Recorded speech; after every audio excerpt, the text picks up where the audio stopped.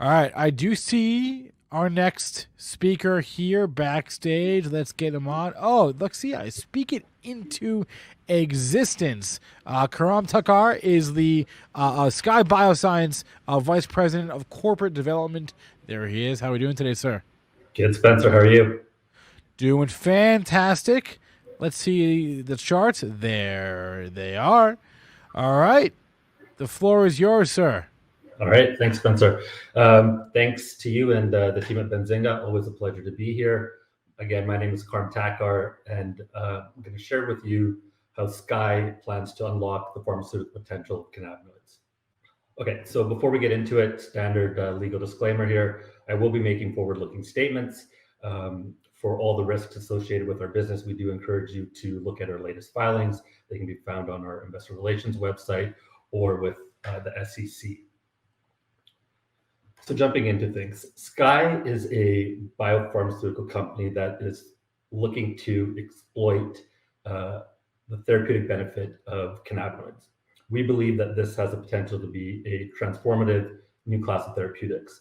The endocannabinoid system has been shown to play a major role in a multitude of different disease states and has been shown to be modifiable to provide therapeutic benefit. We're going to focus on a particular area of ophthalmology to start, and there's a rationale to that is that outside of the brain, the eye is actually the organ that has the greatest proportion of endocannabinoid receptors. So it makes sense that they would play a significant role in different diseases of the eye. Within ophthalmology, our first indication is glaucoma. There's an existing body of evidence that demonstrates that cannabinoids, specifically THC, can provide therapeutic benefit to patients with glaucoma. And we've got some very strong preclinical data that also demonstrates the ability of our molecule in particular to provide benefit in glaucoma. It's important to point out that the medicinal benefits of cannabis have been known for centuries, maybe even millennia. What we're doing is we're taking that knowledge and those naturally occurring cannabinoids and then modifying them. And what that allows us to do is it allows us to create IP. You cannot patent a naturally occurring molecule. By us modifying and improving the therapeutic benefit of natural cannabinoids, we are able to create new chemical entities and gain composition of matter patents, which is obviously very important in a biotech. We're expanding our set of molecules and for other indications within ophthalmology and beyond, and are capitalized through 2022 with some major inflections, key being initiation and final readout for phase 1 safety study in glaucoma and planning and initiation of our phase 2 study, also in glaucoma. So as mentioned, we're initially going to focus on ophthalmology. And as I was saying, there are a multitude of cannabinoid receptors that are found within the eye. And these receptors have demonstrated to play a major role in a multitude of different pathologies, such as intraocular pressure, pain, inflammation, wound healing, and neovascularization as well too. So glaucoma is our first indication, and it truly does represent a significant unmet need. There's currently 80 million patients worldwide with glaucoma, and this is expected to grow to 110 million by 2026. It's a significant market, making up $7 billion in pharmaceuticals. 80% of that market is made up primarily of two kind of legacy classes of therapeutics, which are prostaglandin analogs and beta blockers. And why there's still such a significant need within the space is that although there are treatments out there that exist that address the key risk factor, which is intraocular pressure, ultimately 40% of patients fail to reach their optimal IOP levels with first-line therapies. And over 50% of patients will ultimately end up on 2 or more classes of therapies. And once you're starting to combine or take more than one therapy, this leads to additional side effects and issues with compliance. Having patients take multiple drops can be an issue. What's also important to point out is that the drugs on the market currently address the one risk factor, which is elevated intraocular pressure. However, there's 30% of glaucoma patients out there that actually do not present with elevated intraocular pressure. And for these patients, there's currently nothing on the market. And that also represents an opportunity to capture that patient group as well too. So glaucoma is a disease that leads to the progressive damage of the cells that make up the optic nerve. They're called retinal ganglion cells, or RGCs. And what happens is in glaucoma, you normally have a constant production and drainage of fluid. And in glaucoma patients, what happens is that those drainage pathways get blocked and the fluid starts to build up within the eye. As that fluid builds up in the eye, it creates an elevated intraocular pressure. That elevated intraocular pressure, or IOP, then has negative impacts on the cells of the optic nerve, which leads to their death. And once those cells die off, that they do not regenerate. So that ultimately leads to permanent vision loss. So as I mentioned, there's been a lot of anecdotes of the benefits of cannabinoids in glaucoma. What people are less familiar is that there's actually a significant amount of scientific literature to support the effect of cannabinoids, and specifically THC, within the eye for glaucoma. So the cannabinoid receptor, specifically CB1 receptor that we're targeting, can be found on multiple tissues within the eye that are responsible for drainage, as demonstrated in this figure on the left. Additionally, there's been several human clinical studies that have looked at the benefits of cannabis in glaucoma, and all those clinical studies demonstrated the ability of cannabis to lower intraocular pressure. However, those were all done in a systemic route of administration, which is either through inhalation, smoking, or by ingesting the cannabis. So there's challenges to using a systemic approach to with cannabis, and I think the obvious one is that when it goes systemically, you're also getting the cannabinoids to the brain, and THC being kind of the key molecule that is responsible for lowering intraocular pressure also has an associated psychotropic effect. So it hasn't really been a recommended therapy when taken systemically. And people have tried to deliver THC topically through an eye drop. However, that's also proved very challenging because when you extract THC, it's an oily or lipophilic substance, and the surface of the eye is aqueous. So essentially, you don't get any penetration of the drug into the eye. What we've been able to do is we've been able to modify THC that changes its physical and chemical properties that now allow it to penetrate into the eye. And this is a prodrug approach. And so once that new molecule enters into the eye, there's naturally occurring enzymes within the eye that will cleave off that addition that we've added, leaving you with THC in the eye in a very low dose, where it can perform its therapeutic benefit without any sort of systemic or other adverse side effects. So just to recap a little bit there. So THC's benefits in glaucoma have been well understood and well known. The challenge has been the systemic route of administration. We've found a solution to being able to deliver it topically. So the next step was, okay, how does our molecule and our formulation fare against other commercially available drugs? So here on the left, what we did is we looked at our formulation, which is SBI 100. So it's a nano emulsion of THC VHS. And we did a head-to-head study against the leading beta blocker and prostaglandin, which are timolol and latanoprost. And what we were able to demonstrate is that SBI 100 was not only able to lower IOP to a greater extent, but also lowered IOP over a greater duration, which is also important for once-a-day use drops.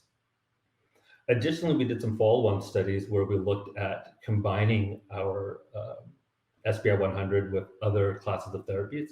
And the key takeaway here is that, again, THC on its own as SBI 100 outperformed latanoprost, which is the standard of care. And then additionally, when combined with a ROCK inhibitor, in this case, Ropressa, we were able to further lower that intraocular pressure and again, extend the duration of effect.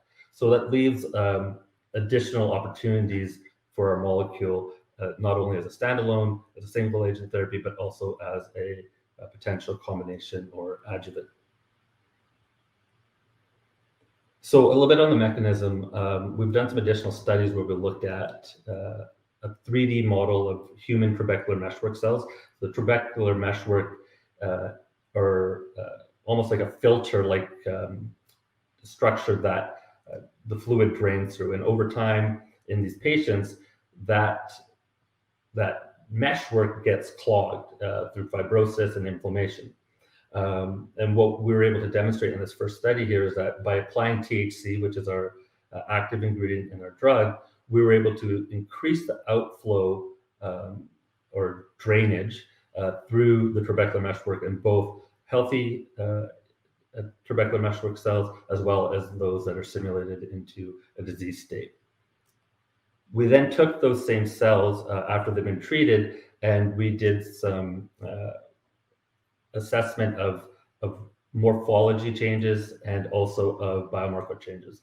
And what that showed or demonstrated was that by applying THC to these trabecular meshwork cells, we are modifying the extracellular matrix, which could potentially be modifying the disease as well too. Essentially imagine opening up that fibrotic channels to allow more flow. And this was further supported by the biomarker analysis, which showed that we had decreased biomarkers of fibrosis and inflammation.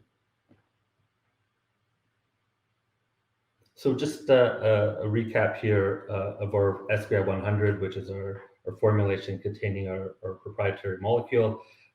It targets trabecular meshwork. We've been able to demonstrate that through some of our in vitro studies, the mechanism of action. It also plays a role in other outflow pathways, such as the scleral pathway. And we think that it potentially could have disease-modifying effects through restructuring of the extracellular matrix. We've also demonstrated that SBI 100 as a standalone is superior in our preclinical models to the standard of care. And additionally, that we can combine our SBI 100 with additional classes of therapies to even further enhance the IOP lowering effects for those patients that may need it. And then what is kind of the other opportunity, which is a bit more of a blue sky opportunity, is the neuroprotective capabilities of cannabinoids. So cannabinoids are very, very well understood to have neuroprotective properties. This has been demonstrated in multiple studies and models, and we believe that there could be a potential for our molecule to also be neuroprotective. This would provide benefit to that 30% of patients that currently have no options that are not suffering from elevated IOP. So we've got a lot of milestones on the horizon. Before the end of the year, we've got our IND meeting. We're going to have our neuroprotection data, and we should be completing our GLP tox studies. Throughout 2022, we'll have some major clinical inflection points that will continue to drive value for shareholders. Again, this is just a recap of some of those milestones. What I wanted to just take a quick second, or a couple of minutes to talk about is our cannabinoid pharmaceutical innovation program. So our primary focus is on developing our glaucoma program. However, we are also looking to expand our pipeline of molecules, and we are collaborating with an international group of academics to leverage the existing knowledge and know-how that's out there to accelerate new molecules in IP. Again, we really think that this pharmaceutical approach to cannabinoids is the way to extract the most value. And this was validated through a transaction that happened at the beginning of this year. So GW Pharma, which has been the pioneer that's led the way in this pharmaceutical approach, approved their first drug, which is Epidiolex, in 2018, and it's already ramped up to over $500 million in sales, which ultimately was part of the catalyst that led to its acquisition by Jazz Pharmaceuticals for $7.2 billion. So we believe that we can follow a similar pathway, however, maybe even going a step further and using modified cannabinoids rather than natural cannabinoids to further enhance those benefits. Just quickly on the team. The team is very experienced in drug development. Everybody comes from the life sciences, and we have experience taking preclinical molecules into the clinic and also partnering them with major pharma. We've got a very strong board. We've continued to expand, and we hope to do so again in the coming months here as well.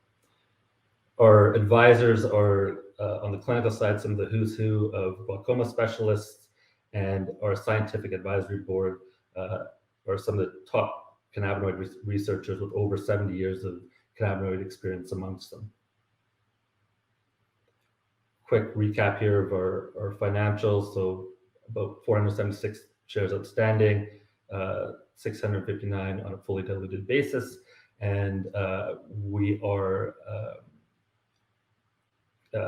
cash through 2022. So in summary, with our glaucoma program, there's strong clinical evidence out there that THC in cannabis can be beneficial to glaucoma patients. The challenge has been on the delivery. We've been able to find a solution to that, and in our preclinical studies, our solution demonstrates superiority over anything that's in the market currently. We've got some key catalysts that are coming up within the next 12 months, and we truly believe that we're at the tip of the iceberg and the opportunity within cannabinoid pharmaceuticals, and are continuing to expand our IP and pipeline to capitalize on that. With that, if there's time for any questions, I'd be happy to take them. Yeah, we do have a couple here from the chat. Let's just go to this one first here. Is neuroprotective data still on track for mid-December? Neuroprotection data is still on track for before the end of the year. Okay. And then does this mean that another capital raise is likely before the phase 2 trials start? So as I mentioned, we are capitalized through 2022, in which we would be initiating our phase 2. But that's the extent of our runway currently. All right, Karam Takhar, Vice President of Corporate Development at Skye Bioscience. Karam, thank you so much for joining the Benzinga Small Cap Conference today.